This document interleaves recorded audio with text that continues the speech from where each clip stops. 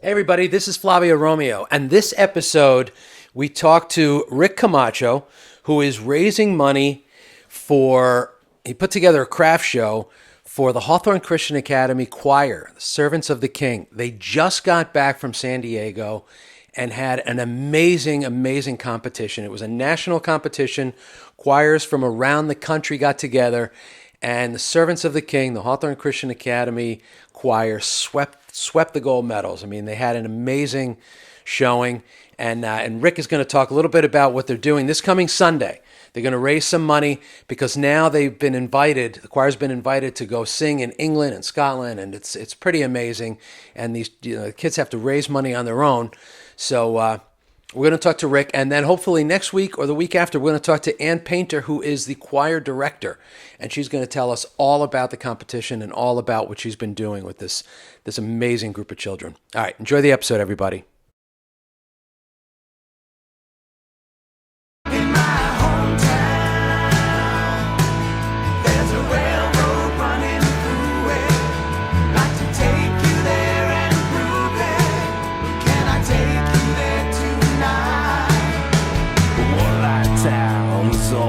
So here we are. You guys aren't familiar with Carlos Bagels. They have some of the best coffee in town, right? Absolutely. Outstanding coffee. Without question. They've got great bagels. They make them all fresh here.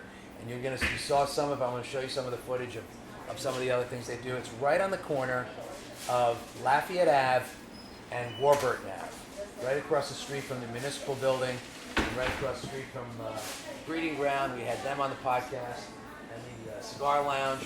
So it's right here in the center of town.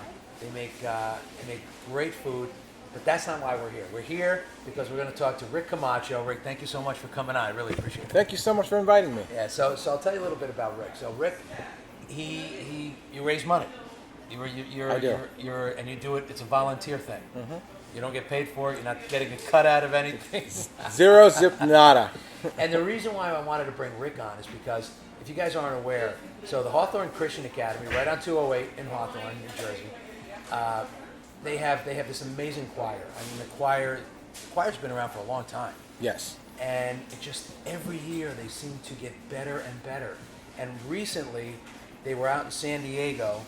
It was a national event. It was the Heritage Festival, where the best choirs, the best of the best choirs from around the country got together and competed.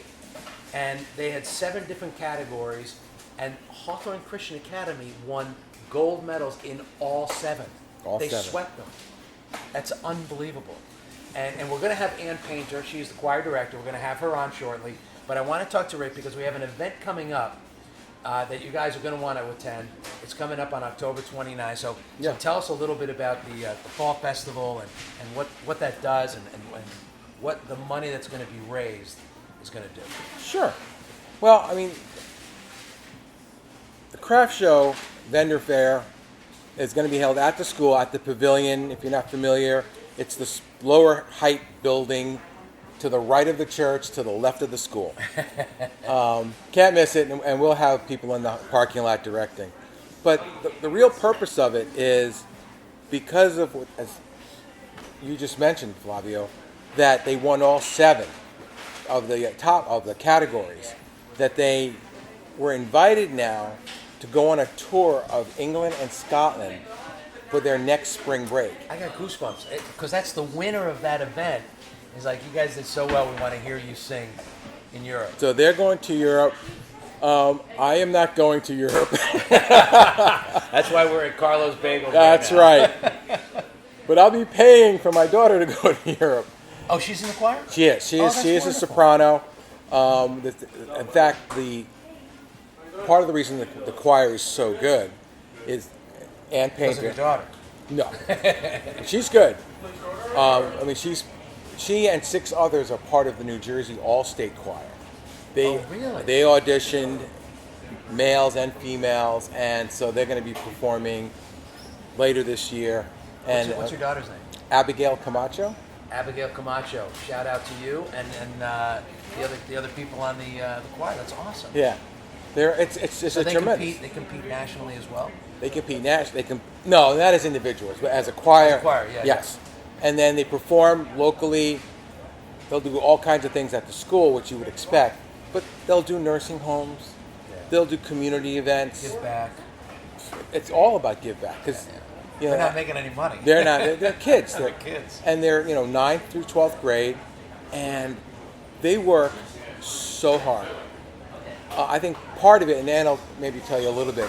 So Ann is married to a vocal performer on the Metropolitan Opera. Really? Yes. So there's a whole level of standard, and she brings that kind of standard to the high school. And so the music that they do isn't just in English. She has them learn German, Oh, really? Italian. Italian, and depending on the song, and she's pulling from the reservoir of music Oh, yeah. that are in operas, in our performances. Yeah. No wonder why they want them to come to Europe. Yeah. And even the soloists, like my daughter Abigail is another tremendous soprano. Cece Soheni, she's a junior. They can just span the gamut of language and learn. Not that they know exactly what they're singing, I don't think, but it's the way she weaves it together. You sit there and like, wow, I could be at the Metropolitan Opera. Wait a minute, I'm in a high school gym, or I'm in the sanctuary of a church or gymnasium. And I know that, and we'll talk to Ann about the different categories, that they performed in. Because I know it's probably just one ensemble, and then soloist, and then this, and then that. But to be able to take all 7, gold medals in all 7 is tremendous. Because it goes across the whole spectrum. You have, your solo sopranos, which you would expect, but your bass singers, males won awards as well. It wasn't all women. It's a complete mixed group. Yeah. And I think what makes me really excited and proud of the choir is when you look at it, it's like, wait a minute, this is a Christian school. We expected it, looking at things in the current perspective of the world, it should be all Caucasian. It's the furthest thing from it. Yeah, it's always been that way. It's always been that way. It's African American. It's Latino. Yeah. I'm a Latino, so I'm very happy. But it's like I'm an Italian, also happy. He's also happy. Lots of Italians as well. But it's people from all different walks in life and all different ethnic backgrounds, and the school is a true melting pot, just like Hawthorne High School is a melting pot. And they bring all these different perspectives and families together. And I'm doing my piece in terms of running this craft event next week on the 29th. But you have parents all across the choir who get engaged. Like I have a 3-page list of the volunteers who are going to be helping me on that day with this craft show. Whether it be directing traffic in the parking lot or helping the vendors. Because my interesting story that I want to share, how I got involved with vending and craft shows, had to do with my now 17-year-old daughter. So a couple years back, there was a sewing school just down the street from remember here. that. Yes. So cool. Right, so You're cool, so chic. Something like that. Yes. Yeah. So That's right by Melcon's, right? Yes. The old Melcon's. So she wanted to learn how to sew. A 7-year-old, they want to try everything. Yeah, of course. Let's see if something clicks. Yes. So sewing clicked for her. So she was sewing, and after about 3 years of sewing and the project she was creating were getting more and more complex, it's like, you could make some money, because I've been trying to teach her the value of money and hard work. I said, you can make pillows and you could go and sell them in the craft show. So I took her to a craft show, I signed up, and I knew she didn't know what to do. She was 10. It's like a step above, the next step after a lemonade stand. Yes. Yeah. Yes, exactly. So I took her and I modeled for her like how to talk to people, how to invite them, how to explain, ask them what they're looking for. Well, and you're so introverted, it's. Yes, I'm very quiet and withdrawn. And so she watched, and we were there for, 4 hours or so. And then she goes, oh, I like it. And oh, I made money. Because she did. Yeah. So then a couple weeks later, there was another craft show. I signed her up. And she got right to the machine. Well, no, the machine's easy. She can sew anything right now if she feels like it. But we go to the second show, and I start talking and modeling. Maybe we're like 20 minutes into the show. Okay, Dad, I got it. You can go now. Really? Yes. I'm like, where am I going to go? I'm at a craft show. You're 10. I can't leave you Your here. father. Yes. I got this, Dad. Go ahead. Yeah. Go ahead. Walk around. So I stepped away and saw people come in. They thought she was cute. And they're talking to her, and she goes, "Oh, you could get this kind. Oh, are they Met fans? Are they Yankee fans? Oh, I got Yankee pillows here." Oh, that's so great. Yeah, and so after that, I'm like, okay, I still have 3 hours. She's perfectly safe in this environment because the vendors look out for one another. Sure. You know, and how many kids are vending? So no one's going to let something happen to a kid. And so I just started walking around the shows and developing friendships and relationships because I'm so introverted, and started collecting business cards. And then over the next 3 years, you know, my daughter Abby would do shows. Like, oh, I need money. Dad, find me a show. And she'd go upstairs and get her sewing machine. She has her own sewing machine. Don't touch it. And we'd do shows. And at that point, I was labor. Bring the tables in, set it up. Now. I'm now the schlepper. And then the show opens, and for the next 4 or 5 hours, I'm walking. You're walking around like watching her out of the corner of your eye to make Exactly. sure. Yeah. So then back in 2016, there was a need by the PTO, we call it PTF, but the same thing, parents involved. At Hawthorne Christian Academy. And they were trying to raise money for something. I can't even remember what it was. I said, well, you ever do a craft show? We don't know how. Oh, I think I can pull one off. You've been walking around them for years. Exactly. And so we did the first one, very successful. We did a second one. We doubled the number of vendors. Wow. Because one of the things I learned, and this is why I did the backstory. When I organize a craft show, I'm looking at it, yeah, we're going to make some money for the cause, whatever the purpose is. But these vendors, they're business owners. And they're like mom and pops, and they want to go out and provide for their family, and they have found something that they're good at or passionate about. And they love doing it. And they love doing it, and it's a community. Well, it's like your daughter. Yes. I mean, your daughter, it's not like she's forced labor. She's doing it because she loves doing it. Exactly. Yeah. And so this is not child labor, just so we're all Yes. clear. She actually wanted to do this. Yes.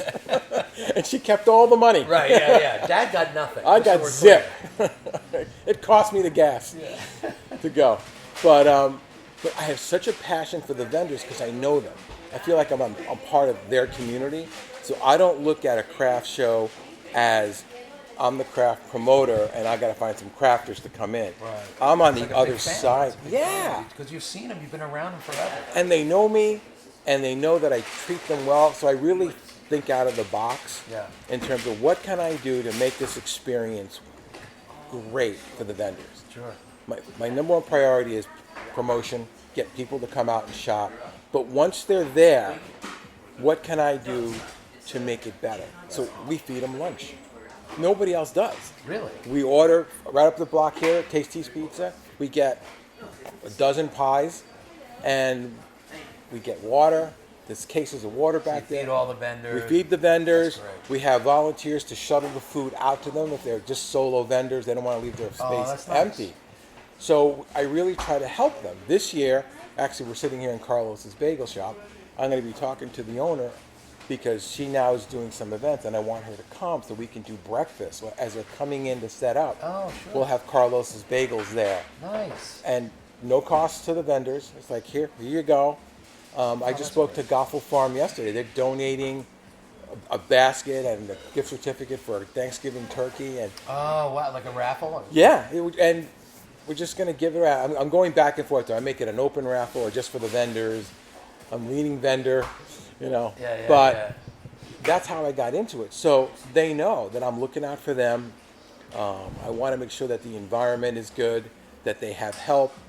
I've got volunteers walking around. Do you need anything? You need a bottle of water? You need this, you need that, whatever. You need somebody to watch so you can go to the bathroom. I mean, real basic humanity things. Right. But I go to enough craft shows that I don't throw, and I don't see. You see what's going on. It's like you paid the fee, and you do nothing for them. Exactly. We even help them load all their stuff. We have an army of kids and adults. We go out to their cars. Help them load in? We help them load in. Wow. And they're like, really? You offer it? Because nobody else does. Yeah. And then they at have to bring their carts and then exactly, make 3 or 4 trips. we provide an army of volunteers. And then at the end of the day, we still have volunteers to help them load out. That's great. And they're like, no one's ever done this for us. Because I'm looking at it from the days where I was the schlepper for my daughter. And your daughter was a vendor. Yeah, so we're, it's like, what's missing? Here's what's missing. Let's provide it. All right, so the craft fair, it's the Fall Festival Craft and Vendor Expo. Mm-hmm. It's October 29th. Yep. It's up at Hawthorne Christian Academy on 208 in Hawthorne. It goes from 208 North. Right, yeah, exactly. And if you guys don't know where it is at this point, I mean, it's yeah. My son and daughter went there. Yeah, so we have cool. a long history there. And it goes from 9:30 to 3 o'clock. And so talk a little bit about what kind of vendors, what kind of crafts people are going to see. It is awesome. I had one of the vendors literally 3 days ago said, so what's the mix between crafters and vendors? Because they are two different things. Yeah.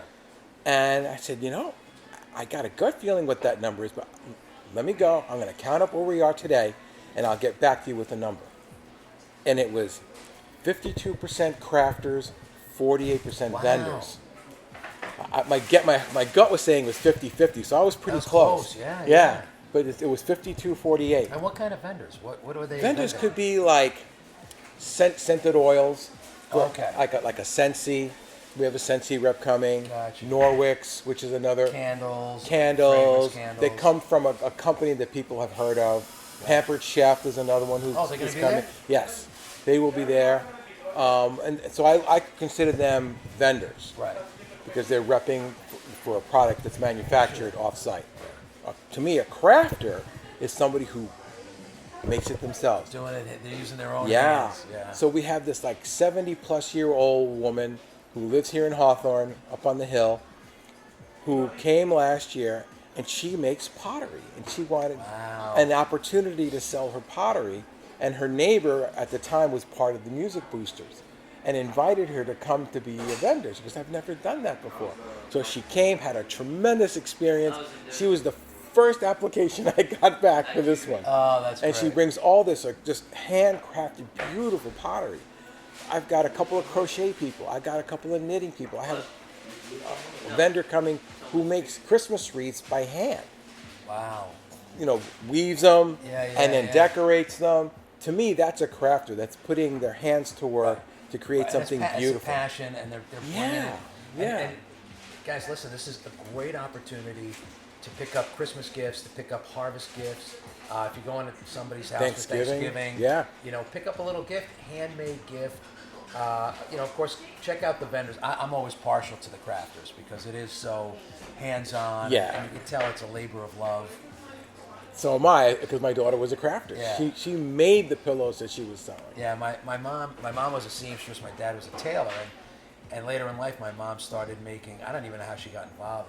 She had a friend who played tennis, and said, "Hey, could you make me a quilted tennis racket cover?" Mm-hmm. So she said, "Of course." So never thought of it in her mind, with a little zipper. So she did it. Yeah. And then, of course, that woman goes to the tennis club, and then all her friends see it. And then they want one, and then they go to their place, and then everybody. So it just started snowballing. Yeah. But it's it's one of those, and she just really enjoyed doing it because she didn't have to do it. It wasn't work for her. It was just a labor of love. She just really enjoyed it. And I encourage you guys to come and support the crafters there. There's going to be handcrafted items, clothing, accessories, toys, books, home decor, things for Thanksgiving, things for Christmas. Just a great opportunity. And it's free. There's no admission fee. You come in, just walk around. Walk around. And the key is that the money that the vendors and the crafters are paying, that's all going to support the choir on their next tour to Europe. So listen, nobody, the choir has to pay. They have to pay for all this themselves. It's not like someone's coming in and saying, "Hey, we want you to come and sing in England, and we'll pay for it." So everything has. That would have been nice. Wouldn't that be nice? So in addition to that, if you guys want to donate, there's a way that if someone just says, "You know what, I love it," the choir's going to sing here, aren't they? Yes, they're going to be performing at this event, at this craft show, at 1:30 in the afternoon. They're going to do 3 songs that they're rehearsing for Europe, At 1:30 in the at afternoon. 1:30 in the afternoon at the craft show. And if someone wants to donate, it's as easy as writing out a check, Hawthorne Christian Academy, mail it to the school, and you can, in the memo line, to support the music boosters. Nice. That's it. The HCA choir, HCA choir, whatever terminology you're comfortable with, HCA choir, the music boosters, Yeah. whatever. But all those funds, whatever comes in, will go to support that trip and that tour. That's an event of a lifetime for these kids. You know, they put a lot of work into it. Oh, They do it because they love it, hours. but the amount of work. And we are going to talk to Ann Painter, the choir director, and talk to her about what's involved in putting this together, and how much work the kids actually have to put in, and to be able to to have people appreciate that and donate and support them to go and have this amazing experience. It's how many kids in the choir? We're at 34. 34. 34 right now. It ebbs and flows with graduation. Yeah, But 34. And one cool thing. It's freshmen to seniors, right? Freshmen to senior, yeah. They have to audition when they're in 8th grade. Nobody gets a participation trophy. And no, you have to be able to sing. Right. And then every year they do auditions. So like if your voice got better, or if you're a boy, or changed, Yeah. and now.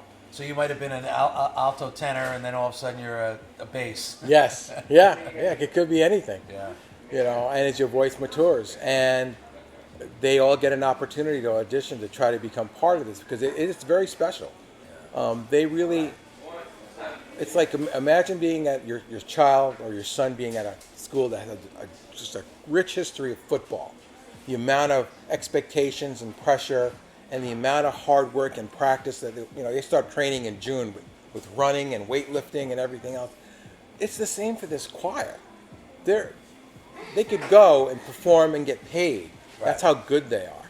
And then you have to remind yourself, these are kids. These are high schoolers. And to sweep, I mean, they competed against the best of the best in the country. And to sweep every category is just... Yeah. All you have to do is hear them do one song, and you'll be like, this is very different. This is like professional level singing. And you're going to be able to hear them do 3 songs. Yes. At 1:30 on October 29th. We're going to cover it live, so we'll do a live stream so you guys can check it out. But I encourage you to come down on the 29th between 9:30 and 3. Support all the crafters, support the vendors, and if you can't make it and you just want to donate some money to the choir, you can look up Hawthorne Christian Academy. You could send them a check. There's also, I'm sure that on their website, there's a way to donate. Yeah. And in the memo, just say it's for the music boosters. Or the HCA student choir. It'll get to the right place. Yeah. So, Rick, I really appreciate you coming out. I wish your daughter and the entire choir much Flavio, success. thank you for the invitation. It's great. Now, I really wait, let me appreciate ask you a question now. Sure. Are you going to be showing your daughter's work in the craft fair, or is she focusing on her singing? Well, she's a senior, so there's college prep, there's SAT. She's a little busy? Yeah. Yeah. I did encourage her. You could sew. When? When do I have the time? I gotta read. I got AP classes. Yeah. And she rehearses at home, maybe like 90 minutes a night. Wow, that's got to be beautiful just to hear. Like, turn the TV down. Oh yeah, we do that a lot. Yeah, she has no idea we're listening. Yeah. But yeah. You got the iPhone out there recording everything. That's great. Yeah. Proud dad. I definitely a proud dad. Well, come and check out Rick. Come and check out his daughter and the rest of the choir on the 29th of October from 9:30 to 3 at Hawthorne Christian Academy, right on 208 North in Hawthorne, and you guys won't be disappointed. No. When you hear the choir, you'll understand. Like you said, you just understand it's at a different level. Yeah, whole nother level. Rick, thank you so much. Thank you for everything. Appreciate it. All right, hopefully we'll talk to Ann Painter, and we'll get her on before the 29th, and I hope to see you guys there. Same. All right, be well, everybody. Say hello. I'll be there.